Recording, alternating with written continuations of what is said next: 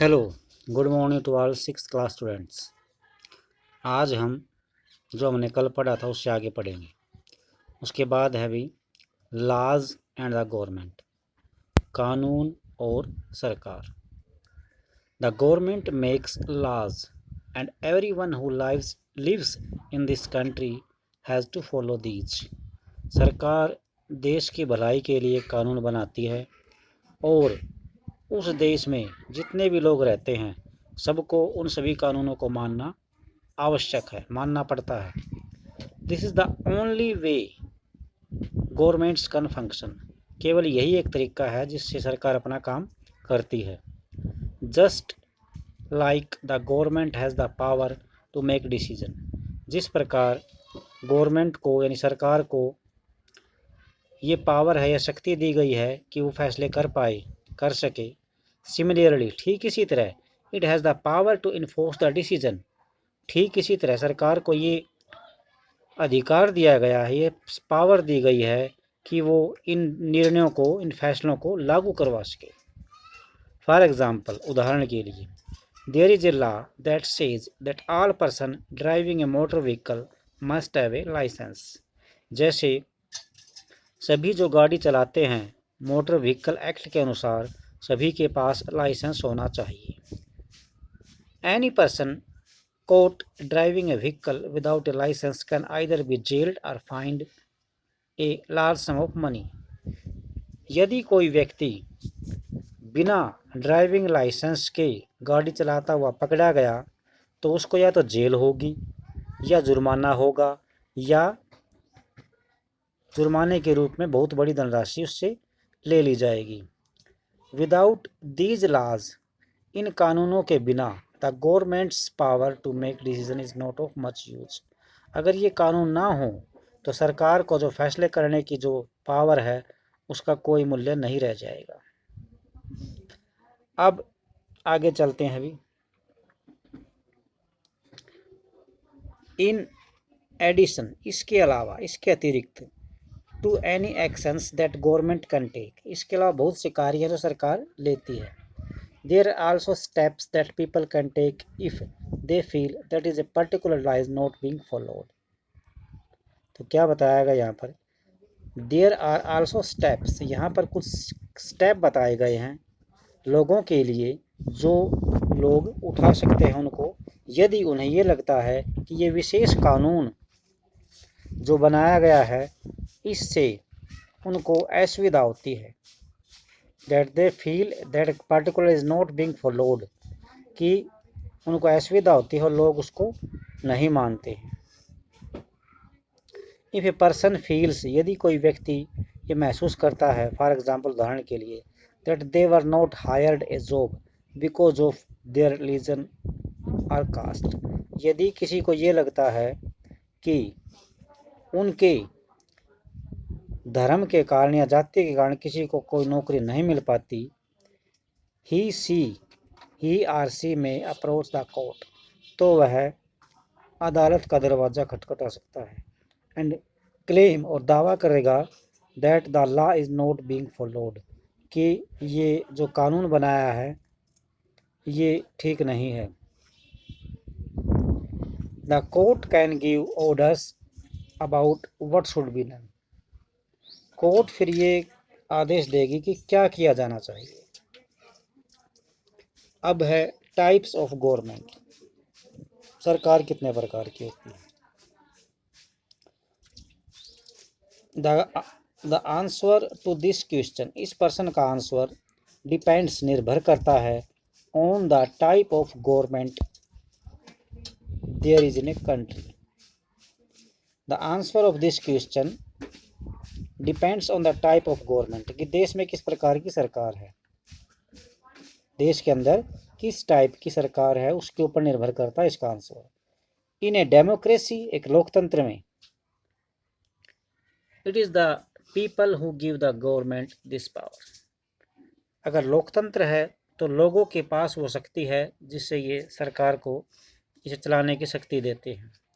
They do this through elections in which they vote, और ये जो शक्ति है वो इलेक्शन में वोटों के द्वारा जब वो वोट डालते हैं तब दी जाती है। फॉर पार्टिकुलर पर्सन्स, किन्हीं विशेष व्यक्तियों को, एंड इलेक्ट देम, और उनका चुनाव करती है। Once elected these person from the government, ये व्यक्ति एक बार चुने जाते हैं तो ये मिलकर सरकार बनाते हैं। In a democracy the government has to explain its actions and defined its decision to the people. लोकतंत्र में सरकार को ये एक्सप्लेन करना होता है, वर्णन करना होता है कि अपने कार्यों के बारे में बताए और लोगों की सुरक्षा किस प्रकार की होगी, किस प्रकार ये सरकार करेगी, उसके बारे में फैसले ले। Another form of government is monarchy. दूसरा जो सरकार का रूप होता है वो है राजतंत्र। मोनार्की का मतलब है राजतंत्र। द मोनार्क, मोनार्क का मतलब क्या होता है अभी, राजा या रानी। Has the power to make decisions, राजा और रानी, राजा या रानी के पास पावर होती है कि वो फैसले करें। एंड रन द गवर्नमेंट, और सरकार चलाएं। The monarch may have a small group of people to discuss matter with. राजतंत्र में कुछ लोगों का समूह होता है, थोड़े से लोगों का समूह होता है जो ये डिस्कस करते हैं कि क्या किया जाना चाहिए। But the final decision making power remains with the monarch, परंतु अंतिम जो फैसला करने का अधिकार है वो सिर्फ राजा के पास ही रहेगा। अनलाइक इन ए डेमोक्रेसी, लोकतंत्र की तरह kings and queens do not have to explain their functions, actions और defined the decision they take. लोकतंत्र की तरह राजतंत्र में राजा या रानी को सरकार के प्रति, सरकार जो होती है उसको अपने कार्य एक्सप्लेन करने की जरूरत नहीं है। Are defend the decision they take, और जो सरकार, जो राजतंत्र के रूप में सरकार फैसला लेती है उनके लिए सुरक्षात्मक उपाय बनाने की कोई ज़रूरत नहीं है। तो ये है राजतंत्र, जैसा ये राजा दिखा रखा है। ठीक है भाई, थोड़ा सा आगे और पढ़ते हैं।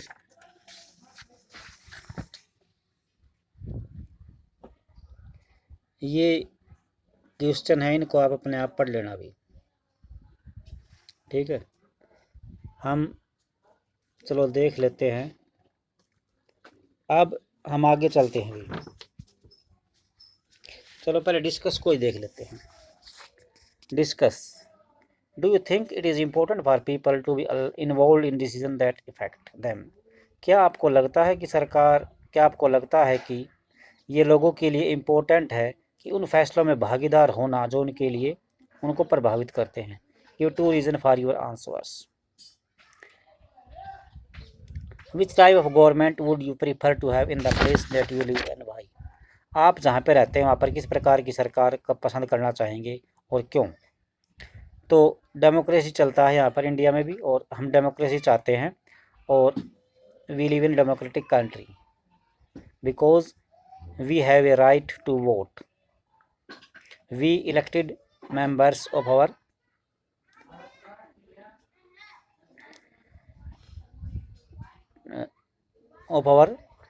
type. Which of the statements below correct, यानी नीचे जो दिए गए हैं कौन कौन से वाक्य सही हैं और कौन से उनमें सुधार की जरूरत है। तो पहला क्या लिख रखा है, in monarch the countries citizens are allowed to elect ever they want. गलत है भी ये।